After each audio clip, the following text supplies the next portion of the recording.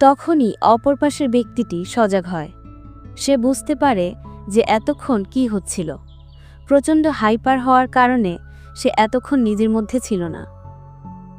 অপর পাশের ব্যক্তিটি আরও রাগে ফেটে পড়ে। ফারিয়াকে ছেড়ে এক ঝটকায় এবং দেয়ালে একটা ভীষণ জোরে বাঁ হাত দিয়ে ঘুষি মারে। সঙ্গে সঙ্গে পুরো ঘর কেঁপে ওঠে, সাথে ফারিয়াও। ব্যক্তিটি সঙ্গে সঙ্গে রুম থেকে বার হয়ে যায়। এদিকে ফারিয়া প্রাণ যায় যায় অবস্থা। সেই লোকটির বেরিয়ে যাওয়ার দিকে তাকালো, আবছা আলোয় সবকিছু সে আবছাই দেখল। হঠাৎ কি হলো তার সাথে সে বুঝে উঠতে পারছিল না, এ স্বপ্ন না দুঃস্বপ্ন। দেয়ালের সাথে নিজের পিঠ ঠেকিয়ে ফুপিয়ে ফুপিয়ে কাঁদতে কাঁদতে নিজের ঠোঁট চেপে ধরল। ফারিয়া হঠাৎ যেন নিজেকে অচেনা লাগছিল। এই মুহূর্তে সে নিজেই বুঝে উঠতে পারছে না কিছুই। আর কেই বা সেই ছেলে? তাকে তো চেনার কোনো উপায় নেই। সে তো ব্যক্তিটাকে দেখতেও পায়নি। নিজের প্রতি প্রচণ্ড ঘৃণা হচ্ছে তার। হঠাৎ অনাকাঙ্ক্ষিতভাবে এক অজানা পুরুষের ঘনিষ্ঠতার ছোঁয়া পেল সে। জীবনে প্রথমবার। ফারিয়া জোরে জোরে নিঃশ্বাস নেওয়ার চেষ্টা করল। তারপর নিজেকে খানিক শান্ত করে ফুপিয়ে ফুপিয়ে কাঁদতে কাঁদতে ঠোঁটে হাত দিয়ে উচ্চারণ করে, আমি কি করলাম? এটা কি হলো? কে উনি? কেন করলো আমার সাথে? আমি তোরে কি ক্ষতি করেছিলাম? আমাকে কেন তিনি নষ্ট করে দিল? এইসব কথা বলতে বলতে ফারিয়া নিজেই বসে পড়ে। তার কান্নার আওয়াজ পুরো ঘরে প্রতিধ্বনিত হচ্ছে। আজকে কলেজে অনুষ্ঠান থাকায় এদিকটাতে সেরকম কেউ আসছে না, তাই কেউ ফারিয়ার এমন আর্তনাদ শুনতে পাচ্ছে না। ফারিয়ার বুক ফেটে যাচ্ছে। অসহায়তা, লজ্জা, ক্ষোভ সব মিলে এক বিষাক্ত ঢেউ। সে কাঁদতে কাঁদতে আবার উচ্চারণ করতে লাগলো, কোনো পুরুষের ঠোঁট আমার ঠোঁটে? আমি তো কাউকে চিনিই না। সে কে ছিল? এক পলকে সে দেয়ালে মাথা ঠেকালো। কান্না দমিয়ে রাখা যায়নি। গলা দিয়ে বেরিয়ে এলো ভারী শব্দহীন আর্তনাদ।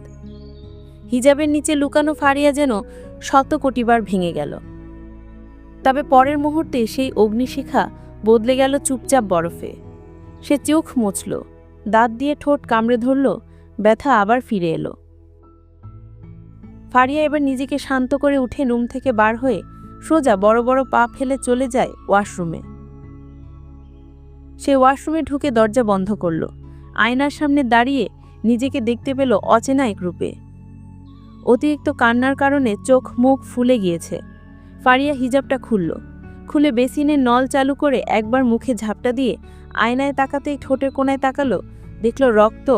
পরপর ঘৃণায় তার শরীর ঘিনঘিন করে ওঠে। সে রাগে প্রচণ্ড ফেটে পড়ে। পানি ছুঁয়ে মুখ ধুচ্ছিল ঘষে ঘষে, বারবার ঠোঁটে এক প্রকার জ্বালা দিয়ে উঠল তার। তারপর সে মুখ ধুয়ে আয়নার দিকে বলল, কোন সাহসে সে আমাকে? তার কণ্ঠ থেকে আর কোনো আওয়াজ বার হচ্ছিল না, শুধু নিজেকে শক্ত করে নেয়ার চেষ্টা। এবার ফারিয়া আবার পরিপাটি হয়ে হিজাবটা পরল, তবে হিজাবের কিছু অংশ দিয়ে মুখটা ঢেকে তারপর মুখ ঢেকে নিঃশব্দ বেরিয়ে পড়ল। চারপাশ নিস্তব্ধ, কেবল নিজের নিঃশ্বাসের শব্দটাই মনে হচ্ছিল কামড় বসিয়ে রেখেছে কানে। এমি দ্রুত পায়ে হাঁটছিল করিডোর দিয়ে। চওড়া কাঁধ দুটো কুঁচকে ছিল, চিবুক শক্ত করে রাখা, যেন নিজের রাগকেই গিলে ফেলতে চাইছে। কিছুক্ষণ আগের ঘটনাটা তার মাথা থেকে নামছে না। সে অন্ধকার ঘরে ওভাবে ফারিয়ার দিকে এগিয়ে যাবে, তাকে জোর করে চেপে ধরে ঠোঁটে ঠোঁট রাখবে। এটা কি সত্যি সে করল? সে এখন নিজে কল্পনাও করতে পারছে না। সে তো চেয়েছিল ফারিয়াকে একটু শাস্তি দেবে, ওই ছেলেটাকে তখন এমনভাবে ছোঁয়ার জন্য, কিন্তু পরিস্থিতি এমন হয়ে যাবে সে কখনো কল্পনা করতে পারেনি। চোখ দুটো, ওই চোখ দুটো আমায় পাগল বানিয়ে দেয়। ওকে খোঁজার জন্য অনেক চেষ্টা করেছি, আর যখন পেলাম আমি কেন নিজেকে ঠিক রাখতে পারিনি? তখন ওকে এত কাছ থেকে দেখে কেন আমার নিজের পুরুষত্ব জেগে উঠেছিল? নিজের গালি নিজে চেপে ধরল এমির। ঠোঁট কাঁপছে, হৃৎপিণ্ড হাঁসফাঁস করছে। আমি এটা করলাম? ও ভয় পেয়ে গিয়েছিল, আমি তাকে ভয় পাইয়ে দিয়েছি। হঠাৎ করে দরজা খুলে গিয়ে যে রুমে ঢুকলো এমির, যেটা ছিল নতুনভাবে সাজানো প্রাইভেট সিটিং এরিয়া। ভার্সিটির অফিস থেকে তাদের বসার জন্য এটা বরাদ্দ হয়েছে। কিন্তু আজ এখানেও যেন এমিরের জন্য কোনো স্বস্তির জায়গা নেই। তুই কি হয়েছে তোর? কোথায় গেছিলি হঠাৎ স্টেজ ছেড়ে? আরিশ বসেছিল চেয়ারে। এমিরকে আসতে দেখে সে প্রশ্নটা করে। এই মুহূর্তে কথা বলার মতো মুডে নেই আমি। কণ্ঠ নিচু কিন্তু কঠিন ছিল এমিরের। তবু কথা বলতে হবে। দাঁড়িয়ে পড়ল আরিশ, বলল, কেন হঠাৎ করে স্টেজ ছেড়ে তুই চলে গেছিলি? আর কোথায় বাকি ছিলি? আর তোকে এমন দেখাচ্ছে কেন? কিছু হয়েছে তোর সাথে? ততক্ষণে এমির পাশে থাকা একটা চেয়ারে বসে দা এলিয়ে দেয় এটা দেখে। খানিকক্ষণ চুপ থেকে আরিশ চিন্তিত কণ্ঠে বলে, তুই ঠিক আছিস? এমির নিজের শরীর থেকে ব্লেজার খুলে সামনে থাকা টেবিলের উপর রেখে অপরাধীর মতো বলে, আমি অনেক বড় ভুল করে ফেলেছি রে। কি করে কি হয়ে গেল আমি কিছুই বুঝতে পারিনি। এমি সবটাই জানানোর মতো করে আরিশকে জানায়, তেমন খুলে কিছুই বলে না। এদিকে আরিশ এমিরের কথা শুনে চোখ বড় বড় করে এমিরের পাশে থাকা চেয়ারে বসে এমিরের উদ্দেশ্যে বলে, তুই যা করলি ও মেয়েটার সাথে সেটা তুই নিজেও জানিস ঠিক হয়নি। আমি তোকে চিনি ভাই, তুই এমির জায়ান চৌধুরী, এক গর্বিত একরোখা কিন্তু ভদ্র মানুষ। তুই এমন কেন করলি? আরিশের কথাটা শুনে এমিরের নিজের উপর খুব ঘৃণা হয়। তাচ্ছিল্য স্বরে হাসে বলে, ভদ্র মানুষ? তিক্ত হেসে চেয়ার থেকে উঠে পড়ল এমির।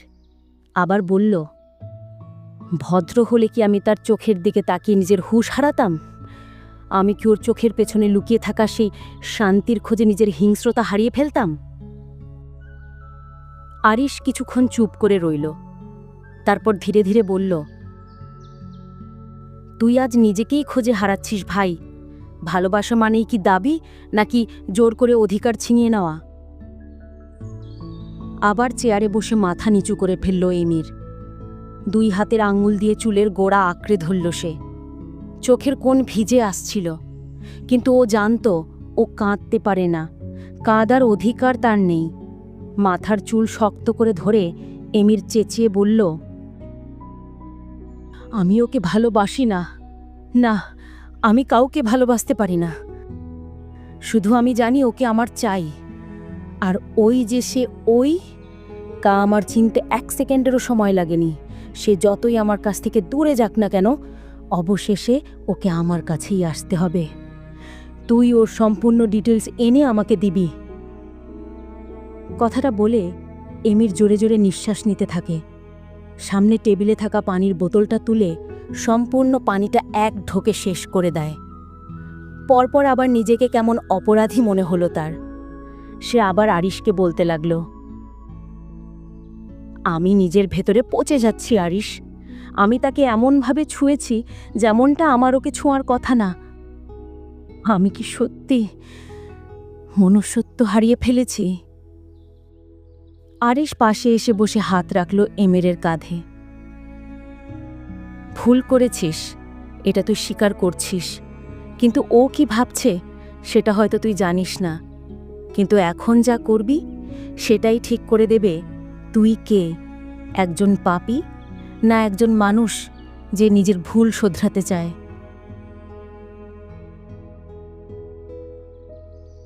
এদিকে ফারিয়া নিজেকে শান্ত করে লম্বা লম্বা পা ফেলে মাইশার কাছে চলে আসে। দেখে মার সাথে চেয়ারে বসে শান্তর সাথে কথা বলছে। ফারিয়া মাইশার কাছে গিয়ে তাকে হাত ধরে টেনে তুলে গেটের কাছে নিয়ে যেতে নেয়।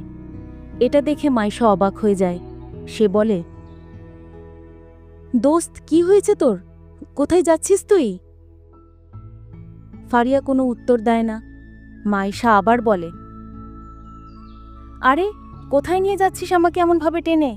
কি হয়েছেটা কি আমাকে বলবি তো নাকি? ফারিয়া এবার মাইশার দিকে তাকায়। ফারিয়া তাকাতেই মাইশা ফারিয়াকে দেখে থতমত খেয়ে যায়। ভ্রু কুচকে মাইশা বলে,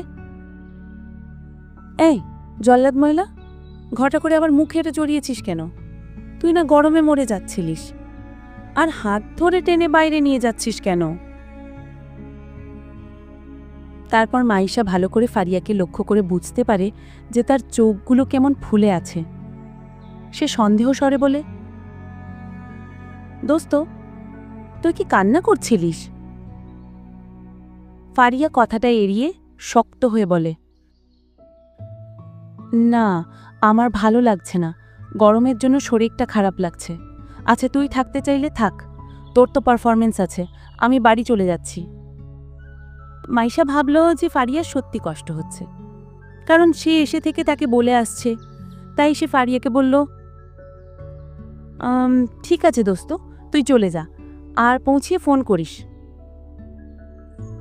ফারিয়া মাথা নাড়ে, তারপর সে আর চারিদিকে না তাকিয়ে সোজা বেরিয়ে গেল। কলেজ গেটের বাইরে দুপুরে রোদ নেমেছে কাঁধে। রাস্তায় অটো, রিক্সা, সিএনজির দেখা নেই। ফারিয়ার গা হাত পা তখনও কাঁপছিল। সে আর কিছু না ভেবে রাস্তার পাশ দিয়ে হাঁটা ধরল। সে জানে না যে সে কি করে বাড়ি পৌঁছাবে, কিন্তু তাও কোনো কিছু না ভেবে অনবরত হেঁটে চলেছে। খানিকটা দূর এসে ফারিয়ার সামনে তাকাতেই লক্ষ্য করল সামনে দুইটা ছেলে রাস্তার ধারে গাছের সাথে হেলান দিয়ে সিগারেট টানছে। সাথে আরও কিছু আছে, মূলত কোনো নেশার জিনিস। ফারিয়া এটা দেখে রাস্তায় চারপাশে তাকালো। না, রাস্তায় তেমন কোনো কাউকে দেখতে পাচ্ছে না। মূলত এই জায়গাটা একটু শুনছান। দুই একটা বড় বড় গাড়ি যাচ্ছে রাস্তা দিয়ে। অগত্যা সে হাঁটতে শুরু করল। সেই বকাটে ছেলেদের পাশ দিয়ে হেঁটে যাওয়ার সময় ফারিয়া মাথা নিচু করে তার বাম হাত দিয়ে শক্ত করে কাট করে ব্যাগটা ধরে বড় বড় পা ফেলে এগিয়ে যেতে লাগল। তখনই তাদের মধ্যে একটা ছেলে বলল, এই যে জানেমান, এমনভাবে কোথায় যাচ্ছ? আমাদেরকে দেখে কি ভয় লাগছে? তার রোদে তো গায়ের রং কালো হয়ে যাবে। ছেলেটার কঞ্চে ছিল ব্যঙ্গ। আরেকজন পেছন থেকে ফিসফিস করে উঠল, ভাই, এই রকম জোঁস একটা ফিগারের সুন্দরীকে একা ছেড়ে দিলে তো রাস্তাও কাঁদবে। ফারিয়া থমকে গেল। বুকের ভেতর ঢিপ ঢিপ শব্দ। খানিকক্ষণের জন্য নিজের প্রতি ঘৃণা লাগলো তার। সে ভয়ে ভয়ে চেষ্টা করল পাশ কাটিয়ে যামার, কিন্তু এইবার ছেলে দুটো তার রাস্তা আটকিয়ে তাকে ঘিরে ফেলল। একটা ছেলে ফারিয়াকে উদ্দেশ্য করে বলল, এই যে সুন্দরী, মুখ দেখা যাচ্ছে না, কিন্তু চোখ তো দেখলাম। কি সুন্দর চোখ, দিয়ে তো মেরে ফেলবে, একবার ভালো করে দেখি তো। কথাটা বলেই ছেলেটা হাত বাড়াতেই এদিকে এমি টেবিলের উপর থেকে ব্লেজারটা নিয়ে রুম থেকে বার হতে হতে আরিসকে বলল, আমি বার হয়ে যাচ্ছি, তুই বাকিটা এখানে সামলিয়ে নিস। আমার কিচ্ছু ভালো লাগছে না, আর প্লিজ আমাকে আটকাতে যাস না। আর হ্যাঁ, গাড়ি আমি নিয়ে যাচ্ছি, তোকে আমি বাড়ি ফিরে ড্রাইভার দিয়ে গাড়ি পাঠিয়ে দিচ্ছি। আরিস হতাশ হলো, কিন্তু পরক্ষণে আর কিছু বলল না। সে মাথা নেড়ে সম্মতি জানালে এমির বার হয়ে যায়। একদম গায়ে হাত দেবার চেষ্টা করবি না। একটা গম্ভীর গলা বজ্রপাতের মতো নামল আকাশ থেকে। ফারিয়ার পিছনে থাকা ছেলেটা পিছন ঘুরে তাকাতেই দেখে এক তরুণ দাঁড়িয়ে আছে, ধূসর রঙের শার্ট পরা। লোকটির বলার কথার সঙ্গে সঙ্গে ছেলেটি ফারিয়ার হাত চেপে ধরে এবং ফারিয়া অনেক ধস্তাধস্তি করতে শুরু করে নিজেকে ছাড়ানোর জন্য। লোকটির সামনে এসে একটুও সময় নষ্ট না করে ছেলেটার কলার চেপে ধরল। বললাম না ধরিস না। চোখে নিমিষে ছেলেটার গালে সজোরে থাপ্পড় পড়ল অন্য একজন ছুটে আসতেই। লোকটি পকেট থেকে একটা ছোট ধারালো স্টিল রড বের করল। পরক্ষণে সেই রডটা দিয়ে আঘাত করল ছেলেটির বাঁ হাতের পেশিতে। তারপরে যেই ছেলেটি ফারিয়ার হাত ধরেছিল সেই ছেলেটির নাকে একটি ঘুষি মারল। নাক ফাটল, আরেকজন পড়ে গেল রাস্তার মাঝে। পরক্ষণে তারা নিজেদের প্রাণ বাঁচানোর জন্য সেখান থেকে উঠে কোনোরকমভাবে দৌড়ে চলে গেল। ফারিয়া স্তব্ধ, ভয় আর বিস্ময়ে জমে আছে জায়গায়। তারপর লোকটি ঘুরে দাঁড়ালো ফারিয়ার দিকে, বলল, ভয় পেও না, আমি। কিন্তু কথা শেষ করার আগেই ফারিয়া কেঁপে উঠল, শরীরটা ঢলে পড়ল। আগন্তুক লোকটি ফারিয়াকে রাস্তা থেকে তুলে রাস্তার পাশে সেই গাছটার সাথে হেলান দিয়ে ফারিয়ার দুই মুখ চাপড়াতে থাকল। তখনই দূর থেকে একটা গাড়ি ছুটে আসছিল। গাড়ির মধ্যে বসে থাকা লোকটি গাছের সাথে হেলান দেওয়া মেয়েটিকে লক্ষ্য করে অবাকের চরম পর্যায়ে পৌঁছে যায়। পরক্ষণে গাড়ি স্পিড বাড়িয়ে সেকেন্ডের মধ্যে এসে থামে তাদের পাশে। সঙ্গে সঙ্গে গাড়ি থেকে বার হয়ে একরকম তাড়াহুড়ো করে ফারিয়ার পাশে গিয়ে বসে ফারিয়াকে অজ্ঞানরত অবস্থায় দেখে লোকটি খানিকটা ভয় পেয়ে যায়। পরক্ষণে পাশে থাকা ব্যক্তিটির দিকে তাকাতেই বলে ওঠে, তুই? কথাটি বলেই গাছে হেলান দেওয়া ফারিয়াকে কাপা হাতে জড়িয়ে ধরল নিজের বাহুতে, যেন কাচের পুতুল যে কোনো মুহূর্তে ভেঙে যেতে পারে। তারপর লোকটি উইসের উদ্দেশ্যে বলে, হাসিব, তুই এখানে? কি হয়েছে এর সাথে? কি করেছিস তুই? ওই রকম অবস্থা কেন? কি হয়েছে উত্তর দে। ইমিরের এমন ছটফটানি দেখে হাসিব খানিকটা অবাক হল। পরক্ষণেই বলল, শান্ত হ, আমি তোকে সবটা বলছি, শোন। তারপরে হাসিব এমিরকে সবটা জানায়। এমির সব কথাটা শোনার পর তার বুকের মধ্যে কেমন মোচড় দিয়ে উঠল। তারপরে হাসিবকে অনেক ধন্যবাদ দিল। হাসিব তাকে জানায়, আচ্ছা, তুই একে কিভাবে চিনলি? পরিচিত কেউ নাকি? ইমির তার বুকের সাথে জড়িয়ে থাকা ফারিয়ার মুখের দিকে একবার তাকায়, তারপর চোখ তুলে হাসিবের উদ্দেশ্যে বলে, জানি না ওকে, কিন্তু শুধু এতটুকু জানিও অনেক কিছু। হাসিব মুচকি হাসল, পরক্ষণে বলল, আমাদের মনে হয় মেয়েটাকে হসপিটালে নিয়ে যাওয়া উচিত। পরক্ষণে এমির বিরোধিতা করে বলল, শুধুই তো অজ্ঞান হয়েছে, বাকিটা আমি সামনে নেব। যাই হোক, অনেকদিন পর তোর সাথে দেখা, এবার আমাদের যাওয়া উচিত। কথাটা বলেই হাসিবের আর কোনো রকম কথা বলার সুযোগ না দিয়ে দু চোখে বিস্ময় নিয়ে তাকালো ফারিয়ার দিকে। তারপর ফারিয়াকে পাজাকোলা করে তুলে গাড়ির দরজা খুলে খুব সন্তর্পণে বসিয়ে দিল। তারপর নিজে ড্রাইভিং সিটে বসে স্টার্ট দিল ইঞ্জিন। চোখে চোখ রাখার মতো অবস্থা ছিল না তখন। সে কেবল ফারিয়ার মুখের দিকে তাকিয়ে অনুভব করল কিছু। মুখে কিছু না বলে সোজা গাড়ি নিয়ে নিজের বাড়ির দিকে রওনা হলো। চৌধুরী বাড়ির ফটকে গাড়ি থামল। ভীষণ বড় গেটটা খুলে দিতেই গাড়ি প্রবেশ করল বাড়ির ভিতরে। গার্ডেন এরিয়াতে একটা টেবিলে বসে কথাবার্তা বলছিলেন এমিলের মা সানজিদা চৌধুরী, তার পাশে আহসান চৌধুরী। এমি যখন গাড়ি থেকে নামল, তার কোলে একটা মেয়েকে দেখে তারা দুজনে অবাক হয়ে যায়। পরপরই ছুটি আসে এমিরের কাছে। তারা দেখল মেয়েটির মুখ হিজাবে ঢাকা এবং মেয়েটি সম্ভবত অজ্ঞান হয়ে আছে। সানজিদা চৌধুরী বিস্ময়ে চিৎকার করে উঠলেন, এটা কি এমির? আহসান চৌধুরী এক পা এগিয়ে এসে বললেন, এমির, এটা কি করছিস? কে এই মেয়ে? কিন্তু এমির সোজা ভেতরে হাঁটতে শুরু করল। বলল, আব্বু, আম্মু পরে বলছি, আগে ওকে রেস্ট করতে দাও, মেয়েটা খুবই ভয় পেয়ে আছে। সানজিদা চৌধুরী প্রায় ছুটে এসে বললেন, তোকে যেন চিনতে পারছি না, তুই আমার ছেলে না, তুই তো আমার নয়। কার মেয়েকে এভাবে ঘরে আনলি? কি হয়েছে ওর? এমির বলল, আম্মু শান্ত হও, আমি ওকে জানি, আর আমি আর কোনো ক্ষতি করিনি, রিল্যাক্স, ও অসুস্থ, আমি ওকে বাঁচিয়ে এনেছি। ততক্ষণে তারা সকলে হাঁটতে হাঁটতে ঘরের মধ্যে প্রবেশ করেছে।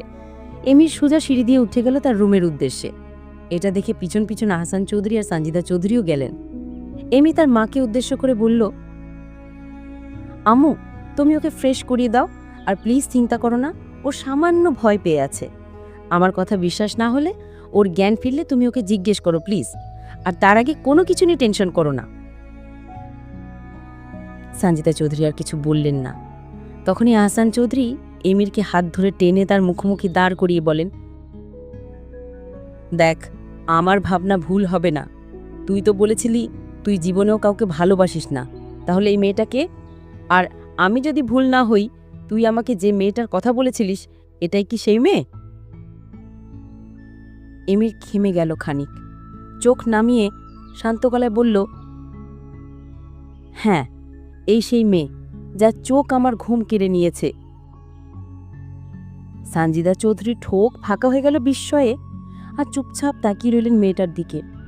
তার মনে পড়ে গেল এক রাতেই ছেলের কথা। জানো, এক মেয়েকে কথা শুনেছি তোমার ছেলের মুখে, প্রেমে পড়েছে আবার বলে সে নাকি কাউকে ভালোবাসে না। কার মতন যে হয়েছে ছেলেটা। আবার ইন্টারেস্টিং ব্যাপার কি জানো, আমাদের এমির চোখের প্রেমে পড়েছে মেয়েটার, মুখ পর্যন্ত এখনো দেখেনি।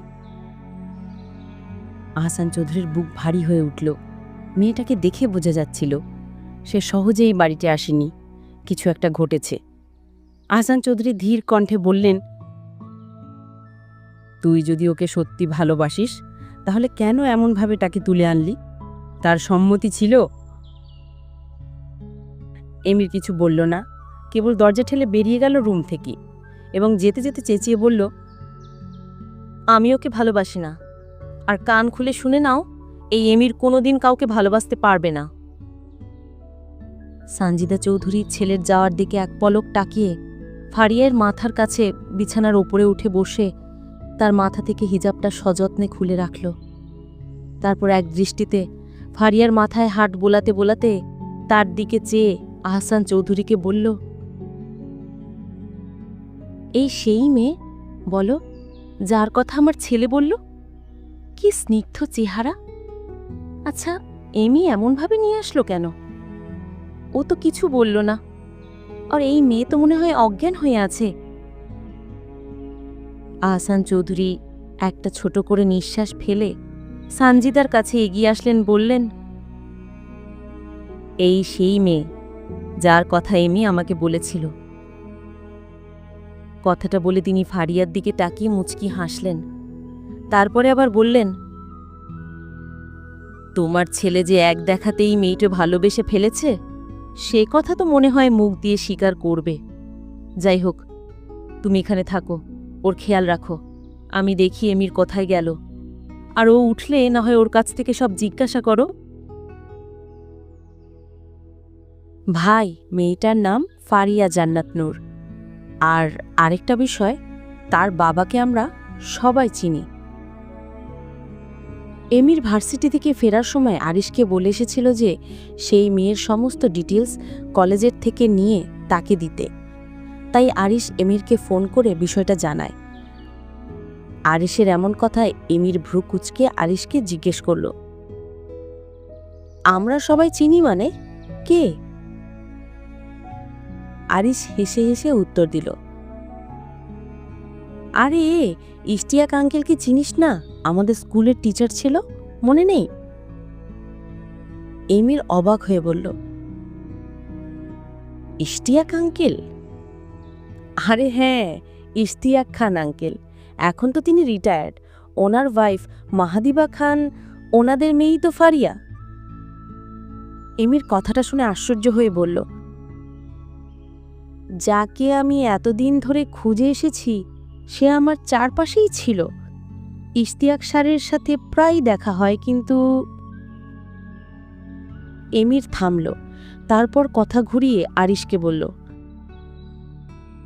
আচ্ছা যাই হোক, তুই স্যারের খোঁজ নেওয়ার ব্যবস্থা কর, আর আমি অফিসে যাচ্ছি, একটু দরকারি কাজ আছে। তোকে গাড়ি পাঠিয়ে দিয়েছি, বাড়ি ফিরে ফোন করিস।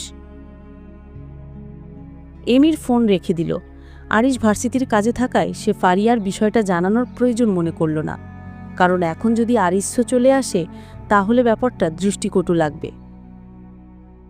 এমির ফোন রাখতে তার আব্বু তার কাছে এসে পাশে দাঁড়িয়ে এমিরের গলা জড়িয়ে বলল, মেয়েটার নাম কি? এমির তার আব্বুর দিকে আর চোখে তাকিয়ে ছোট করে উত্তর দিল, ফারিয়া জান্নাত নূর। বাড়ি কোথায়? আমাদের বাড়ির পরে দুটো বাড়ির পরের গলিতে। বাহ, ব্যাপারটা তো ইন্টারেস্টিং। এমির এবার তার আব্বুর কাঁধে হাত দিয়ে বলল, আরেকটা ইন্টারেস্টিং ব্যাপার শুনবে? আহসান চৌধুরী ভ্রুনাচি জিজ্ঞেস করল, কি? ইশতিয়াক আঙ্কেলের মেয়ে নূর। আহসান চৌধুরী কথাটা শুনে অবাক হলেন, বললেন, কি? তোর সেই স্কুল শিক্ষক ইশতিয়াক আঙ্কেলের মেয়ে? বড়লোক বাপের ব্যাটাশালা জীবনে মনে হয় কোনোদিন মেয়ে দেখেনি। কি দরকার ছিল এমনভাবে তাকিয়ে আমার নাচের মধ্যে আমাকে অকওয়ার্ড ফিল করানোর? সম্পূর্ণ কথাটি মাইশা আরিজের দিকে তাকিয়ে রেগে রেগে বলছিল। আসলে সে যখন স্টেজে তার ডান্স পারফরমেন্স করতে উঠেছিল, তখনই তার নাম ডাকার পর স্টেজে ওঠা থেকে নামা পর্যন্ত আরিজ ইচ্ছে করে তাকে বিব্রতকর পরিস্থিতিতে ফেলার জন্য একভাবে তার দিকে তাকিয়েছিল। আর হলেও সেটা, তাই মাইশা আরিজের দিকে তাকিয়ে বিড়বিড় করে বকেই যাচ্ছে। আরিজ মাইশার এমন অবস্থা দেখে খুবই মজা পেল, কারণ সে মেয়েটাকে শায়েস্তা করতে পেরেছে। বিকাল 4টে নাগাদ ফারিয়ার জ্ঞান ফেরে। এমি তখন অফিসে। ফারিয়ার চোখ পিটপিট করে তাকাতে আশেপাশে চাইল। মুহূর্তেই তার মুখের ভঙ্গিমা বিগড়ে গেল। মনে মনে আওড়ালো,